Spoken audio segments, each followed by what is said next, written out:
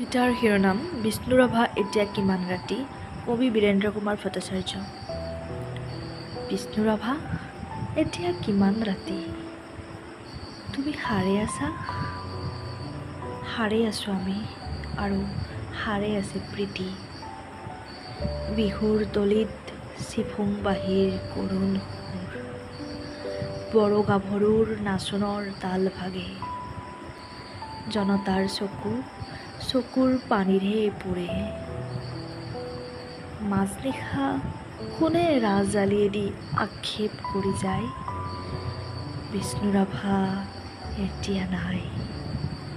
নিজান চেলত তুমি সাৰে আছা, সাৰে আছে ক্ৰূৰ ইটাৰ দেৱাল।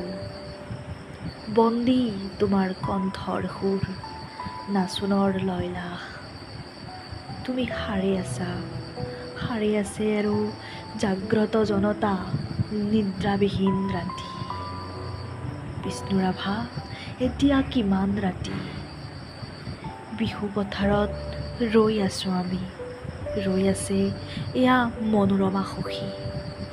ৰাজপথ জুৰি নৱ উন্মেষ ধ্বনি, হেজাৰজনৰ অবিৰাম কুৰুলি। সকলোৰে মুখ প্ৰশ্নমুখৰ আজি এই বিহুৰ ৰাতি। কাৰাগাৰৰ দুৱাৰ কেতিয়া মুকলি হ'ব, বন্দী সৃষ্টিয়ে কেতিয়ানো প্ৰাণ পাব। প্ৰাণহীন আজি গীত মাত সুৰ, প্ৰাণহীন বিহুতলী।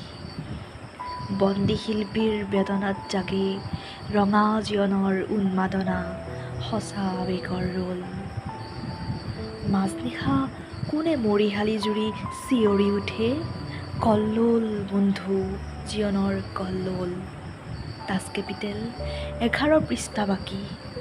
মাজনিশা কোনে ত্ৰিনয়ন পঢ়ে, পোহৰ পোহৰ উদয়াচলত ৰবি।